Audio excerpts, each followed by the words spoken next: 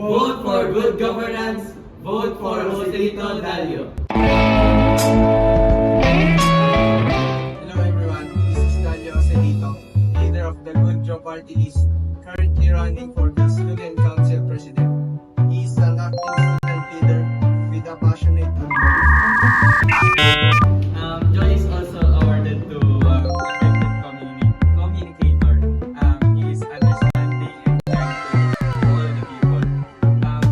He is dedicated and responsible of her A few moments later.